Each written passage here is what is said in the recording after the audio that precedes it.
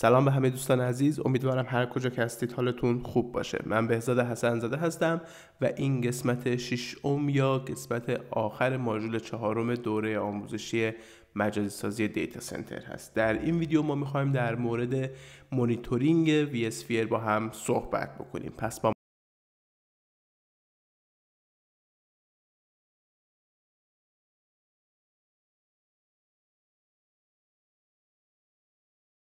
درس رو شروع بکنیم، از شما دوستان عزیز که دارید این ویدیو رو تماشا میکنید ولی هنوز کانال یوتیوب ویتک سامری رو سابسکرایب نکردید، لطفاً همین الان این کار رو انجام بدید. این کار تنها حمایت شما از ماست و این حمایت شما به ما انرژی میده.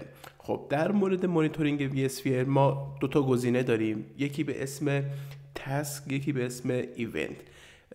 اگر در داخل vSphere کلاینت شما وارد بخش مانیتورینگ بشید، این دوتا گزینه رو اونجا میبینید. در قسمت تاسک شما تمام اون کارهایی که بر روی آبجکت ها در طول روز در داخل vSphere کلاینت انجام میدید اینجا نمایش داده میشه که شما مثلا روی ویچوال ماشین چه اکتی انجام دادید، پاور آف کردید، پاور آن کردید، یا اومدید مثلا یک قسمتی از نتورک ساختار خودتون رو مودیفای کردید یا آپدیت کردید، یا همچنین یک کاستی رو ریکانکت کردید یا کاست جدید کانکت کردید. هر اتفاقی در طول روز در داخل vSphere کلاینت شما انجام بدید اینجا ثبت میشه.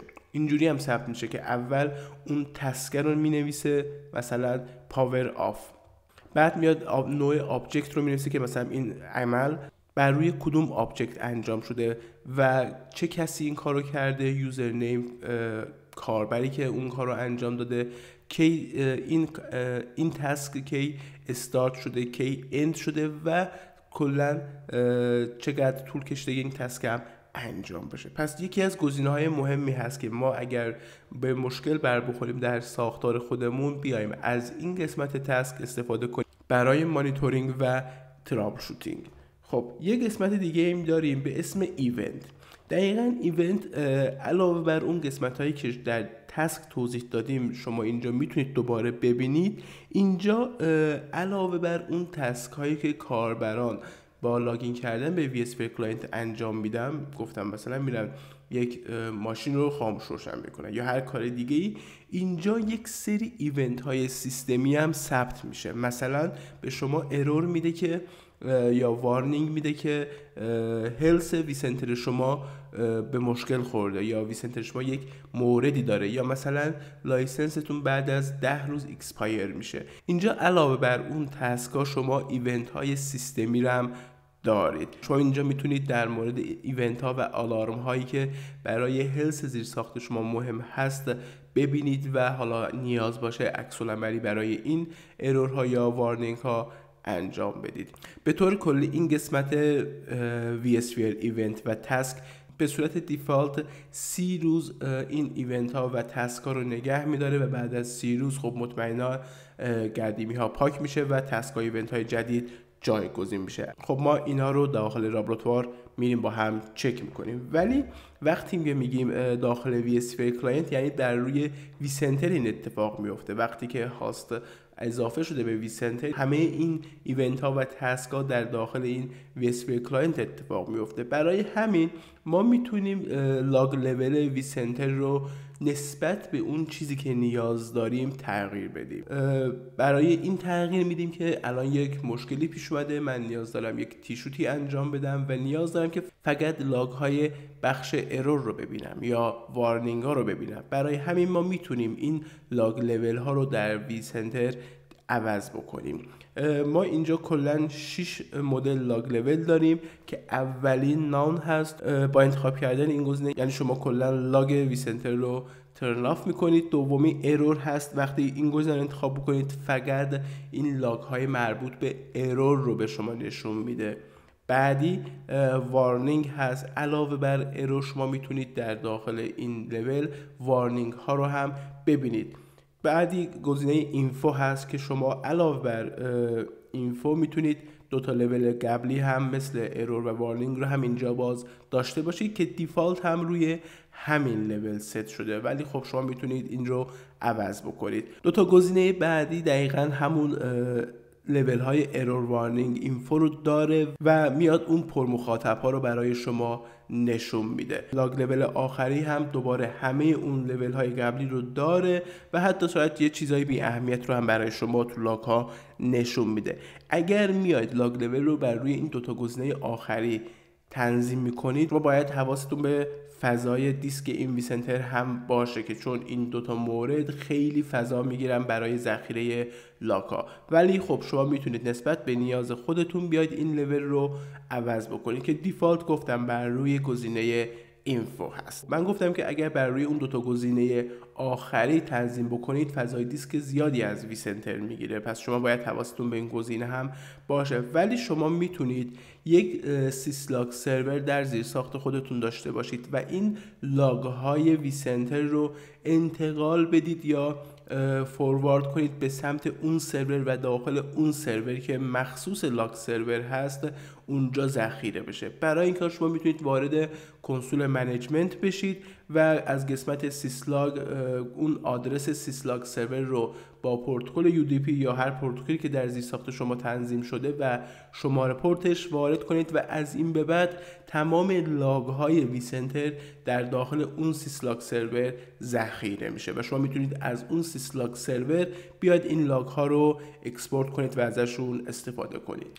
علاوه بر ویسنتر شما دقیقا میتونید بر روی ESXi این عمل رو هم انجام بدید. شما بیاید تمام لاگ هایی که برای ESXi هست رو کانفیگ بکنید و فوروارد کنید به سمت یک هاستی که در زیر ساخت شما هست و به عنوان سیسلاگ سرور کار میکنه و اونجا ذخیره بشه. خب برای اینکه این تنظیمات رو بتونیم انجام بدیم من وارد لابراتوار میشم. خب اگر در داخل VSphere کلاینت آبجکت ویسنتر رو انتخاب بکنید، سمت راست یه تبی داریم به اسم مانیتور. اگه این رو بزنید این پایین گزینه تاسک اند ایونتس داریم. اگه تاسک ها رو انتخاب بکنید اینجا میبینید که تمام اون کارهایی که در طول روز شما انجام میدید با تاسک نیم، تارگت همون آبجکت و استاتوسش که الان کامپلیت شده، ارور خورده، چه کسی این کار رو انجام داده یا کی شروع شده این تاسکه و کی تموم شده و چقدر هم زمان برده. برای مثال من این تاسک اولی رو انتخاب میکنم.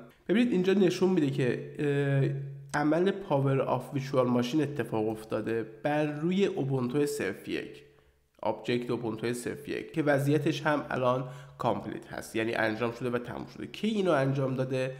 یوزر ادمنستریتور @vsphere.local کی انجام داده؟ تو این ساعت، تو این تاریخ شروع شده و تو این تاریخ هم و این ساعت هم تموم شده. بعد حالا دوباره اینجا اون ردیف بالا رو به صورت سطری نشون میده و توضیحات کاملی که موقع تیشوت کردن و به مشکل خوردن و تیشوت کردن به شما خیلی کمک خواهد کرد. این پایین هم گزینه ایونتس رو داریم. باز دقیقاً علاوه بر اون گزینه هایی که اونجا شما دیدید رو اینجا دارید ولی با جزئیات بیشتر. خب و علاوه بر اون تاسک ها لاگ های سیستم و اون ایونت هایی که خود سیستم به صورت اتوماتیک اینا رو انجام میده هم اینجا به شما نمایش میده. برای مثال گفتم اگه انقضای لایسنس ساختار وی اسفیر شما رو به پایان باشه اینجا یه وارنینگ میندازه که شما باید الان لایسنس رو برید مثلا رینیو بکنید و لایسنستون رو عوض کنید. برای مثال اگه همون تاسک رو من اینجا دوباره نگاه کنم ببینید دقیقاً داره همون رو برام توضیح میده. اگه یک ارور پیدا بکنم من اینجا ارورها رو کامل توضیح میده که مثلا ارور چی هست، به چه علتی این ارور اتفاق افتاده و حتی به شما راهکار هم میده که میگه مثلا این ارور میتونه به این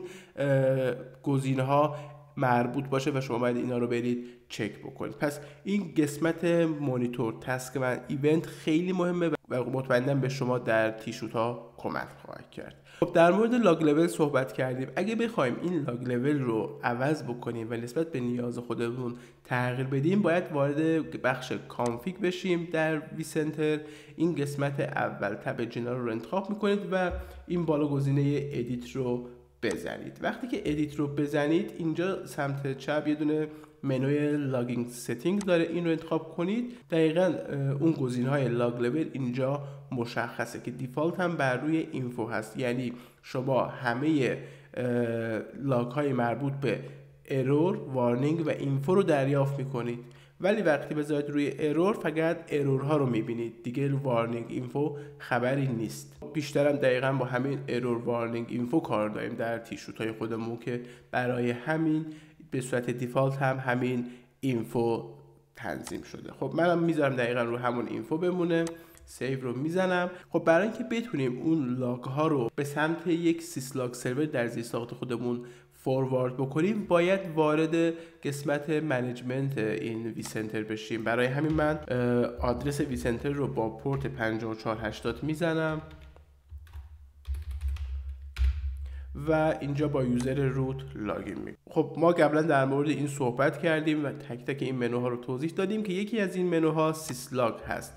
اگه این سیسلاگ رو انتخاب بکنید، اینجا ببینید هیچ ریموت سروری اینجا معرفی نشده، برای همین میتونید کانفیگور رو بزنید و اینجا آدرس اون سیسلاگ سرور رو وارد بکنید. خب در زیر ساخت شما یک سیسلاگ سروری تنظیم شده، بر اساس یک پروتکلی میتونید باهاش ارتباط بگیرید، حالا UDP، TCP و هر کدوم از این پروتکل ها، و یک پورت مشخصی هم مطمئناً داره. اینجا سرور رو آدرسش رو مینویسید و پروتکل و پورتش رو هم مشخص میکنید. اگه چند تا سیسلاگ سرور داشتید میتونید با زدن اد اینا رو یکی یکی اضافه بکنید. پس اگر در زیرساختی که دارید کار میکنید زیرساخت از نظر مقیاسی بزرگتر هست و تعداد لاگ های زیادی دریافت میکنید در طول روز، پیشنهاد میشه که یک اکسترنال سیسلاگ سرور داشته باشید و از اون استفاده کنید و برای ذخیره این لاگ ها.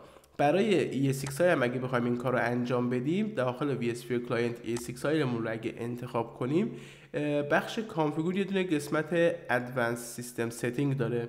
برای کانفیگ من گزینه ادیت رو از این بالا میزنم و اینجا میام از طریق این فیلتر استفاده میکنم و کلمه سیسلاگ رو سرچ میکنم.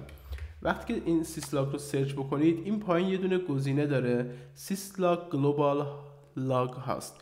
اگر شما بیایید در مقابل این آپشن آدرس اون سیسلاگ سرورتون رو وارد بکنید، دیگه از این به بعد لاگ های مربوط به سرور ES6 هم به سمت اون سرور اکسترنال فوروارد خواهد شد. برای نوشتن آدرس هم شما میاد می‌نویسید که مثلا از طریق پروتکل UDP // و آدرس سیسلاگتون. پس شما میتونید یا بر روی وی سنتر و خود ES6 این لاگ ها رو نگه دارید، یا اینکه میتونید از یک اکسترنال سیسلاگ استفاده بکنید و اونجا ذخیره بکنید. و VMware خودش یک محصولی داره برای این لاگ ذخیره سازی لاگ ها به اسم Virtualized Login Site که این دقیقاً یک سروری هست که شما میتونید راه اندازی بکنید در زیر ساخت خودتون و همه لاگ های کامپوننت های ساختار خودتون رو به سمت این سرور فوروارد بکنید. از نوع آنالیزهای متفاوت از نمودارهاش استفاده کنید برای تیشوت و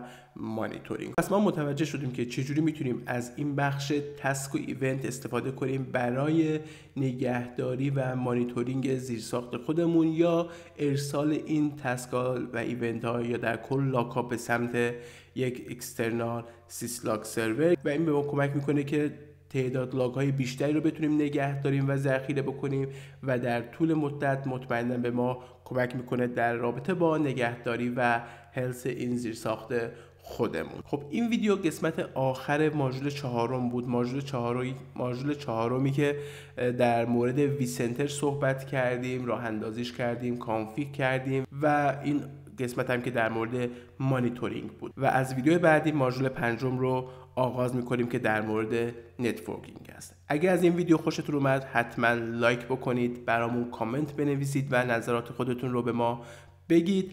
اگه تا الان کانال یوتیوب ویتک سامری رو سابسکرایب نکردید، لطفاً حتما این کار رو انجام بدید. این کار شما به ما انرژی میده و از ما حمایت میکنید. و حتما ویدیو و کانال یوتیوب ویتک سامری رو با دوستان خودتون به اشتراک بذارید تا همگی از این آموزش ها استفاده کنند. و از اینکه به من گوش دادید از شما متشکرم. تا ویدیو بعدی، خدا نگهدار.